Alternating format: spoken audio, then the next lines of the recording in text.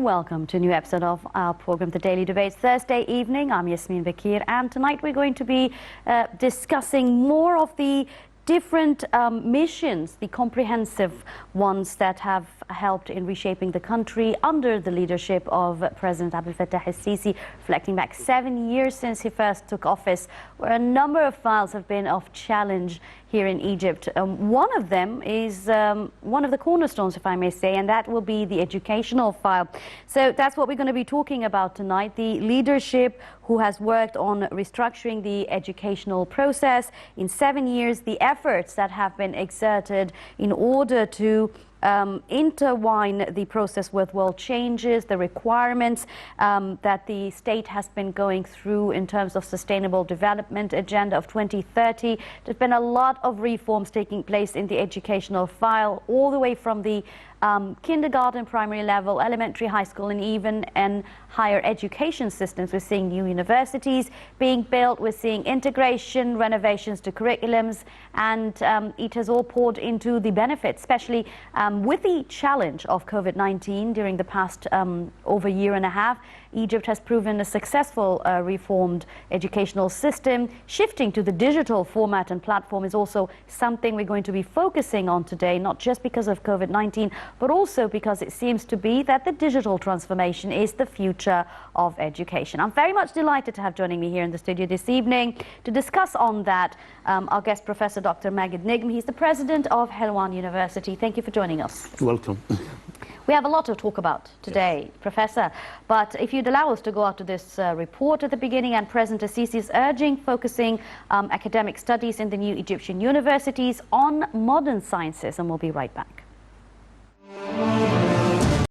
President Abdel Fattah al-Sisi highlighted the need that academic studies in the newly built universities be focused on modern sciences and advanced scientific specialities to qualify graduates for job markets. The President's remarks came in a meeting with the Prime Minister and a group of ministers and state officials.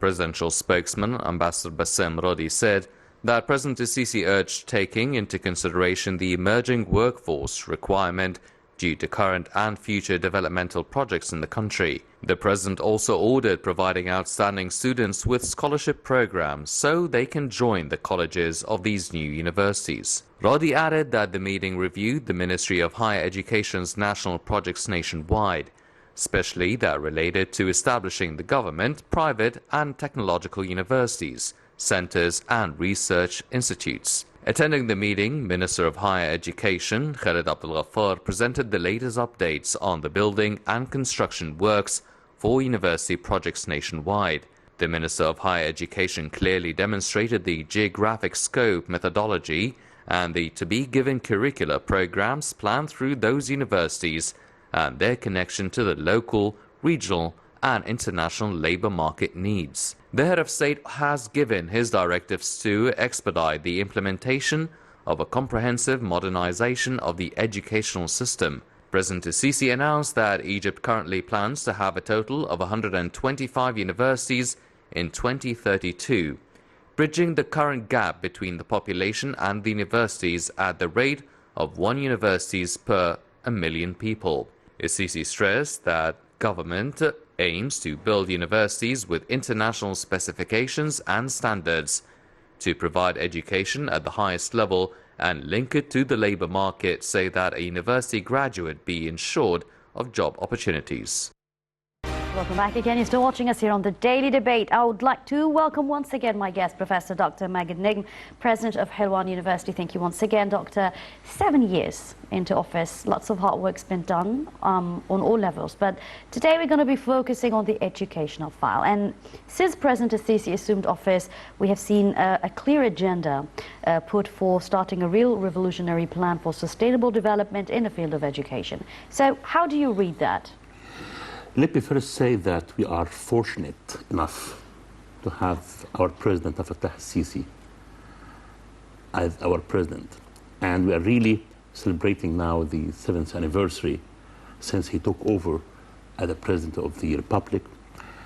And why I'm saying that we are fortunate, because I can actually judge about the situation of education ever since I stepped my first step as an education career in 1984 All right. as a demonstrator in the university. And now I reached to the post of president of Helwan University. We actually achieved lots of projects, lots of visions over the last 7 years. Particularly, to be honest, over the last 5 years. Let me just focus or just give some examples. For example, about the university ranking. Egyptian university ranking until 2017, 2018, which is not far from now. We only have 5, 6 universities included in the agenda of the most famous university ranking like Times Higher Education, QS, Shanghai, etc. And for example, the ranking of 2021, we found that we reached 19 university, 20 university. This means that there's a lot of focus and a lot of care have been given to the Egyptian university. I don't mean the public university. I mean also the private university and the other kinds of university. I just give you example. On the other hand, about the mega projects in the universities, we actually found in all of the universities, and I'm talking specifically on Helwan University at the top of Helwan University, there are lots of mega projects within the university. Not only serving the student, but serving the student, serving the community, serving the staff at the university. And the government allocated money, I mean good budgets that facilitate constructing these mega projects and student projects and scientific projects, and which is not before.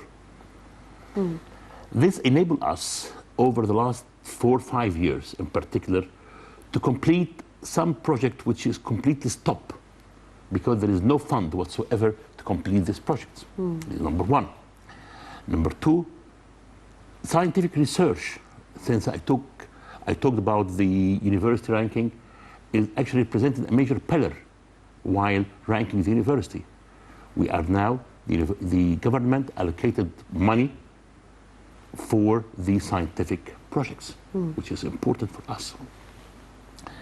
And even we started over the last 4 or 5 years with the encouragement of President Abdel Fattah al-Sisi to have a sort of joint and dual programs with some foreign universities.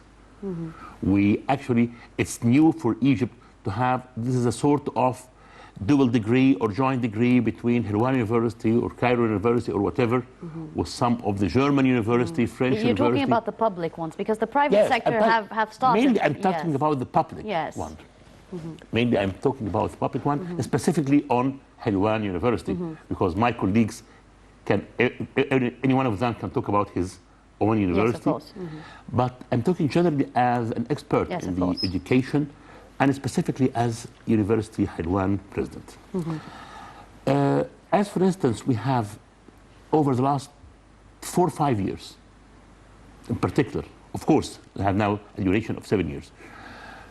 We used to have only public universities with very few private universities. Now you can see that there is an equal in number between public university and the private university. We are now 27 public university. On the other hand, we have about 25 private universities, almost now 50 universities. And according to the report which we have been seeing in the beginning of this series, we found that there is also a care for the technology university. We have now 3 universities for technology. We have now a foreign branches for foreign universities in Egypt, in the new administrative Yes, of course, the capital. knowledge hub, yes, the universities. You've mentioned a lot of important points, and allow us to break through these into more concentrated points. And let's start by talking about the strategies that have been implemented within the educational curriculum. And we're talking generally here about raising the quality and the standard of education at the university level, since we're talking about university level now, higher education, Yes. whether it's in private or public, we're seeing a shift in curriculums and we're seeing a very clear strategy to international standards. As an academic, what are international standards and how have we walked so far into it today? In fact, international standard that we should not permit any traditional kind of curriculum or programs to the higher education or in the universities unless it meets the labor market demand. This is ABC for that. As for instance, in Helwan University, we launched a new faculty for nutrition. Interesting. Which is important. We launched a new faculty for the fashion design. Since the University of Helwan is always famous as an art university, since we have the famous faculty of fine arts, applied arts, art education, music education. But we need now, what's the market need now? Nutrition, it's important. And for example, the fashion design. So you've opened new departments. New department, new faculties meet the labor market. What about the merging? Because a couple of years ago, in foreign universities outside Egypt, they have integrated between the management or School of Business and Information System Computer Science. Yes. And they created something called the MIS now, Management Information System. And we're seeing a lot of universities merging two different departments together with the use of technology. How are we doing in this regard? Let me give you an example at Helwan University, which is a very, I'm not going to say identical, but similar example, with a new program in the Faculty of Commerce called the BIS. BIS, Initiative for Business Information System. It's an interdisciplinary program, and this is the future for education. The interdisciplinary, all multidisciplinary. This means that program not only related to the Faculty of Commerce, but a part of the program related to the Faculty of Commerce and the other to Faculty of Computer Science. And actually, this is what we say, the program called the BIS, Business Information System. And we found that the market need this kind of new programs. And we received this program in particular around 1,000, 1,500 per year. And all of them, I'm serious, got a job. Definitely. I mean, if you're before the market, they graduated. Because during their internship in the second and third year, they start to go into the banks and measure. They train in the real world. Exactly. Yeah. And this is the future of the education. It's not wise to launch a new faculty of law. Of course. But we do understand here in Egypt, because I'm an academic myself, and we know that to renovate or change the structure of curriculums, it takes at least an entire academic year before you can start going into committees and approvals and all that sort of thing. But we're seeing so much happening in 5 years, and it makes me want to think and ask you as an expert in this field, how fast do you speed up the process now when it comes to approving curriculums and accepting new departments? And so much is going on, you see. Yes, yes, indeed. Yeah. Does that require cooperation with other entities than the higher education in this regard? Maybe you can explain that to us as well. Yes, of course, yes. And I quite agree with you. And you already mentioned that in your introductory, that COVID-19 changed lots of curriculum system. Let me give you a short history about that. For example, once we stayed home, I don't mean me, I mean the students stayed home. We all stayed home, doctor, we all stayed home. Yeah. This is actually in March 2020. I found that we have only 6 faculties can actually practicing a hybrid system. Of course. Which means face-to-face partially and online. Only 6 faculties. Only 6 faculties. So you're excluding the practical? Out of 24 faculties. Are you excluding the practical faculties? Yes. Oh, of course, definitely. It's very difficult. Actually, it's a modest number. The Faculty of Medicine, Applied Arts, Engineers, Computer Science, something like that. Oh, what shall we do? We should actually face the situation. We should deliver the information to the student while they're staying home. We're starting with the Zoom for example, programs, yes. and then teams now, you see. And even this university staff have no actually experience with that. But we all actually struggle and fighting to know and to deal with this kind of system. I believe there was a lot of contingency plans going on. Yes, during let me this just period. finish this Yes, of point, course. which is important. By the end of the year, I mean not this academic year, I mean last academic year, we managed to deliver the informations. By the beginning of this academic year, which we recently started actually our exam, I mean both the academic staff and the student are now clever in using this kind of education. And this is fact actually. I know that hybrid is not suitable for every kind of specialty. Hybrid could fit, for example, with the law, with commerce, with social science, fine.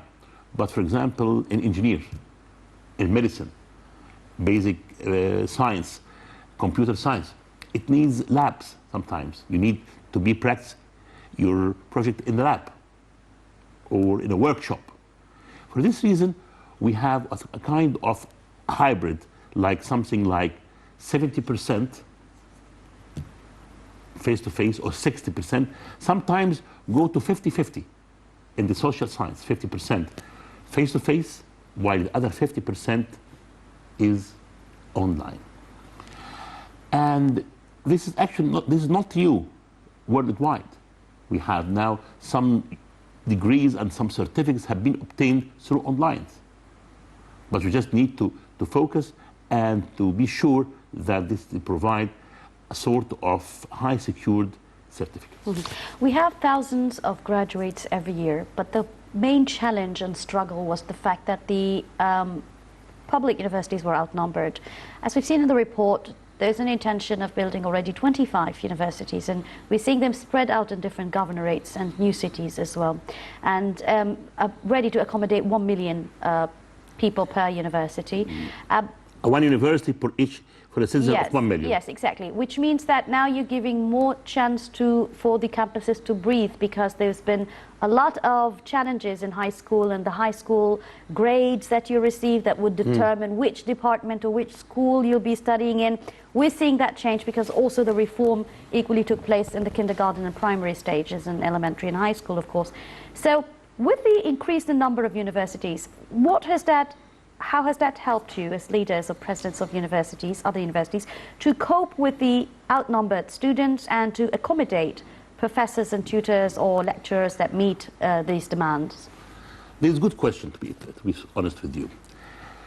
We don't have a problem of establishing new universities because we have, in my point of view, an equal number of colleagues holding a PhD or master degree equal to the current staff within or inside the public universities. If, for example, we have now more than 7,000 academic staff at Helwan University, and if we open the door to appoint another 7,000, we can find, because many people got their PhD and they're looking for a job after they got their PhD. Now, for example, at Helwan University, we launched and we put the foundation base for new national Ahliya University in Helwan, starting with 24 programs. Interesting. This either going to attract the cream or the elite of the staff at Helwan University to transfer to the new national universities, or to attract some people who already got their PhD and master degree either from Egypt or abroad to join these universities. I think that we have no problems to attract staff to manage this new department and new programs inside the new establishing universities. Now, when we see, as we've seen on monitors, those new buildings, they're just not just very built on modern infrastructure, but they're also very well equipped with technology and Yes. The new Smart universities. Smart universities, exactly. And we're seeing also the idea of having visitors coming in and lecture at the schools. We're seeing a lot of attention and devotion going through the activities and to also help the students on a social level, on a cultural level, on building a personality level than just pure education. That's again another shift in our culture as academics. So we have not seen that during the past 10 years, but it has always been there abroad. So even in terms of grading rubrics, we're seeing more grades and points going out to such. Tell us about this change. How was it easily accommodated? Yes, I know that it's a bit difficult to transfer that within the public university, but we are working on it. For example, we have a target, as for example here in Helwan University, that by 2023, Helwan University should be a smart university. And you stressed in your introductory about the digital transformation, which is important. Digital transformation we all need in all things. And just about a couple of days ago, His Excellency Professor Khalid Abdel Ghaffar, Minister of Higher Education, opened the first electronic exam center inside Helwan University. This means that day after day, we're going to give up the classical and traditional answer booklets, this size. We're starting now to use the one sheet, bubble sheets. Now, in the future, not in the future, it started already in the medical sector at Helwan University, and within a couple of years, this will be covered all the 24 faculties, electronic exam. We are going to build 3 centers and labs for electronic exam. This means that the student will finish his exam and he can get his result instantly. Just like the GREs and all the other sort of exams. This actually will also guarantee transparency. Definitely. Nobody will say that this is person is going to a relative of that. No, because it's, and there is a question bank for this exams, and every student will have a possibly different exam. And of course you reduce the stress on the lecturers who have to grade hundreds of papers. Yeah, this is a sort of digital transformation, digital transformation within the university, not only among the student and the staff, but also with the administrative level. For example, as a president, for example, for the university, and I would like to write a memo, for example, to 24 deans, plus in addition to 3 vice presidents. Instead of photocopying, for example, a document of 20 pages. And having people go up and down and back and forth. Yes, of course. Very important. It's time consuming. I can actually just, with one touch on a tablet, and I can follow up with them with just a small tablet and given my signature. That's where the world is leading for. And we are working with that. That's very interesting to know. I mean, Helwan University is a public university. Yes. We are going to work on that, and we are trained. And I don't mind, even as the president of the university, to go to the course and attend the course to upgrade my level. Training, and this is exactly what I wanted to talk to you about. We have no problem whatsoever. The training as long as the dream is going to come true. Going to Helwan University by 2023 as a smart university was fully digitally transformed. This is basically going to be all the universities, and it's going to be carried on forward. You've mentioned training. You've also mentioned very interesting point earlier when you said that the public universities are going through the process of going for double certificates with foreign universities. We see the private... Double and joint. Yes, the private universities... I'm going to, after your question, I'm going to just differentiate between what's the difference between double and joint. Which the private sector has already had a leap of change in that. We'd talk about that. Allow us to go to this second report, please, Dr. Negm. Egypt's universities apply digital transformation, as we've correctly mentioned, but this time we need to know more details because they're at a cost of 7.3 billion Egyptian pounds. Let's take a look. Egypt is applying an infrastructure and information system at all its public universities, technical institutes, research centers and university hospitals at a cost of 1.335 billion Egyptian pounds. The new system will see the implementation of projects such as automated tests, e-learning systems, university hospital automation, and an international student portal. Minister of Higher Education and Scientific Research Khaled Abdel Ghaffar reviewed a report which looked into the ministry's efforts to provide distinguished digital government services. This took place by shifting from traditional systems to a system based on comprehensive digital transformation to implement Egypt's vision of 2030. The report indicated that the ministry has implemented several projects in the field of digital transformation, including launching the Geographical Information Portal. This is in addition to the electronic payment system for various services in universities. The report indicated that Egyptian universities have applied a distance learning program in order to overcome the novel coronavirus pandemic. This is in addition to the provision of more than 700 training courses by the National E-Learning Center.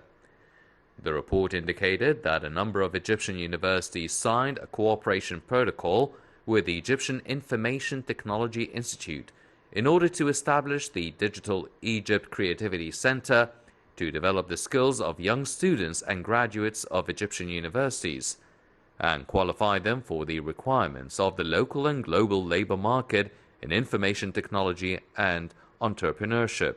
The ministry's orientation towards digital transformation has become imperative in light of Egypt's current goals towards digitalizing all services nationwide.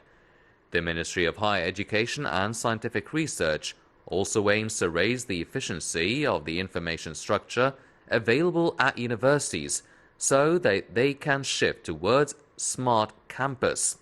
This will also see the automation of electronic tests at universities and the automation of university hospitals. Welcome back again. You're still watching us here on the Daily Debate. Still joined in with my guest, Professor Dr. Negm, President of Helwan University. Dr. Negm, before we went out to the second report, we were trying to distinguish the difference between a joint degree between the public and a private university outside Egypt and a dual one. Is that true? So yes. Can you explain for us the difference? Simply dual degree, or we call it sometimes double degree. Then this means simply that the student will obtain two certificates. One from his home university, Helwan University, for example, or whatever, and the foreign university, which we have a sort of agreement between it. Two different and separate certificates. While joint degree means the student will obtain one certificate. And in my point of view, the joint degree is in a higher level than the dual degree. This simply because the student should spend 1 or 2 semesters in the foreign universities and got or spend some special courses or a number of credit hours in this university. And this is good. This means that this certificate is obtained from Helwan University and, for example, Ludwigsburg University in Germany. That's interesting. This means that he obtained... How helpful is that going to be for the students once they graduate and into the labor force? Yes, this is very good, because it's actually, he can work either here or in the country where this university got. We have example of some student got a joint degree between Helwan University and one of the German universities. Some of them already now working in Germany and complete their education in Germany for a master degree. This is facilitate, and it makes their job easier than with a dual degree. And at the same time, it also sounds positively in the labor market. Then they can work easily, and we have a numbers. I know it's not a mass number of students who got this kind of degree, but it's not a small number and not a mass number at the same time, neither nor. But they can actually got smoothly and quickly a good job and a good offer in the market. Yes. Now, when we're talking about these new universities that are being established around Egypt, they're going to be serving different governorates. We know South Sinai is going to also have one university, and we know that there's also in Sukna, I believe, there's one, New Alamein, there's one as well. We're talking general here, whether they're private or public. How's that going to be serving populations in these areas and attracting people? And mind you, the Arab world, forever, they're always sending their children here to Egypt for education. And we still are, and Yes. we still will be more because of these enlarged number. What does that talk more about the economic and social perspective of universities in Egypt? It's a very good question. I think in the four major national universities or Ahliya universities like Alamein, King Salman, Jalala, and now New Mansoura. Yes, of course. They are actually being built with a nice and at the same time attractive domes for the outsider, either for Egyptian students or a student from abroad. And as you mentioned already, Egyptian university, either public or private or even national or Ahliya university, normally attracted a student from the Arab regions, not only from the Gulf states, but from Syria, from Iraq, from Libya, from Morocco, etc. And we still have the same. And the Ministry of Higher Education launched over the last couple of years a campaign to attract more students, and we managed actually to do that. For instance, in Hirwan University, we attracted over the last couple of years double the number that we have in 2018. Right. What is the privilege that we give them?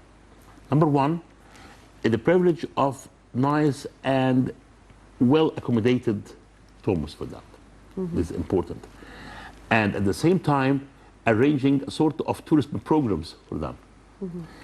And actually, last University Council, I raised up a vision or an opinion or an idea, or to give some of the Arab states a sort of summer courses. In the most of the Gulf area now, the student, it's a credit system. Then can come to Egypt and educate, for example, or learn a sort of 6 to 8 credit hours, which is very, very small, about 2 or 3 courses, what you need. Then, if he comes, he will come with his family. A man will come with his wife and even 2 kids. Then they can actually have a sort of summer tourism. Yes, interesting. Exactly. That's very interesting. Then they can spend more in terms of economic and social point that you stress at the point. Okay, this is what we call is a new kind of tourism. Education tourism. Interesting. That a person can come and learn a sort of 6 to 8 credit hours, 2 or 3 courses per summer for 2.5 months, for example, and back to his home university in Saudi, in Emirates, whatever, and they can have a sort of course equivalence in that. But normally, okay, I would go to Egypt. Definitely in the social atmosphere, okay, Dad, please take us with you.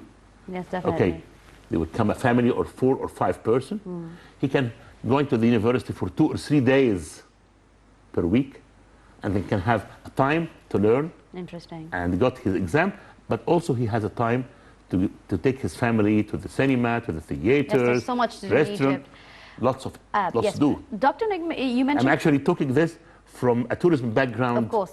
Yes, it's very well oriented, and in an investment perspective, yes. Suits very much the whole purpose of developing Egypt. You mentioned a couple of minutes ago the fact that, for instance, Hirwan University is your example, that you have doubled the number of students from abroad. Yes, international students. Does that have to do with starting new departments or opening new departments or merging schools? Because again, the demand that's in the market here is very challenging where they will be when they go back home. And from here, it's also an interesting chance for me to ask you about the gateway. Does the labor market abroad, is it very similar or very different than Egypt? It differs from country to other. For example, there are many reasons behind the double the number. For example, we have a new faculty for medicine. And the new faculty of medicine attracted the student from Sudan and South Sudan. Interesting. They are coming here to learn medicine. On the other hand, the new two faculties, which I mentioned at the beginning or in the middle of my dialogue today, about the Faculty of Nutrition and Faculty of Fashion Design. This also attracted a student, with particular student. And it differs from country to country, from a specialty to the other. As for instance, in the Faculty of Art Education, it is one of the faculty at Helwan University. It normally attracted the student for the postgraduate level than the undergraduate. While the Faculty of Law attracted more undergraduate students than postgraduate. And from specific countries. For example, Faculty of Law attracted the student from Kuwait, while Faculty of Art Education attracted postgraduate students again. It's very interesting how you're very well aware of the percentages and the nationalities. You do a lot of research internally. They can work on it, and we have actually to polish our programs and attract more students. And in terms of the marketing sense, this is what we call the words of mouth. And this is a tool in marketing. I mean, it's interesting. Words of mouth means that you don't need to spend money on marketing. No, it's word of mouth, because a positive message from words of mouth can reach to 11%. But unfortunately, if it is negatively, it will reach to 37%. And this is studies. And I was just going to tell you, these specific numbers must be studies. Studies. But that's very interesting, because when you do research and studies, you tend to develop, and you're very much aware of what's happening. Now, when I asked you this question about the labor market, it's because I wanted to ask you another question that follows up on that. Now, according to the US News ranking, Egypt has advanced 9 places in the global ranking of universities in 2020 to reach the 45th place. Now, when we go for international rankings, they have a lot of other standards that they take into consideration. Moving these 9 places, what are we talking about the standard of education? What kind of change that they find to push Egypt to that position? Honestly, scientific research. Scientific research, and I stressed on that before, is one of the main pillars for international ranking. The quality of education, the website, the university website is important. Of course. This is the gate for the university. It's a portal for the university. And the number of faculties and the programs that accredited from the national agency, the National Authority for Accreditation, it's called NAQA in Egypt. Okay. And I received a call one day from one of the culture counselors here from the Gulf State in Egypt. And his question is very simply, can you tell me, Professor Negm, what is the ranking of Helwan universities in QS? Oh, what's QS? Pardon me. It's one of the ranking systems. All right. Okay. And I'm really proud that Helwan University just yesterday, for the first time, to get into the international ranking of QS. We used to have in the Arab ranking. Congratulations for that. Thank you very much. Thank you. So that's, this means that people now are aware about the location, about the positions, and this is good. That, as you mentioned, in 2017, I told you there's only 5 universities, but now we are 19th universities, plus the private universities like American universities and the other private universities. I would like to ask you from here then, with your experience, currently being the president of Helwan University, stepping into this field back in the 80s, a lot of things have changed, specifically during the past 5 years, as you've mentioned. Where do you see the future of education in Egypt? Very promising. Very promising. Because we have launched the government and President Fattah al-Sisi himself. And you can see that in the 2 reports that we have been seeing here today, that he actually following up. He actually cared about that if we actually manage to have a cooperation with one of the foreign universities, he stressed that this should be one among the top 100. It's not a matter of just, okay, I have a cooperation with one of the foreign universities. You can find that possibly you are in a position better than this one. Definitely, of course. Actually, a list for that. And what does this require then in return from all the involved parties in the educational process? Because this is not going to be working with one entity. This is a fruitful outcome from a number of involved parties. What is required in this stage and in the near future stage? Yes, I agree with you. There are lots of requirements for that. It means more international programs, more new programs fit with the labor market, and at the same time, programs fit with the Vision 2030. With Vision 2030, which is important, because by 2030, there are some jobs which disappeared. Definitely. Unfortunately, our time is up, and time flew so fast with you, Dr. Professor Negm, President of Helwan University. Thank you very much for joining You're me. welcome. Thank you. And that brings us to the end of our episode of The Daily Debate. I'm Yasmin Bakir signing off. Thank you for watching.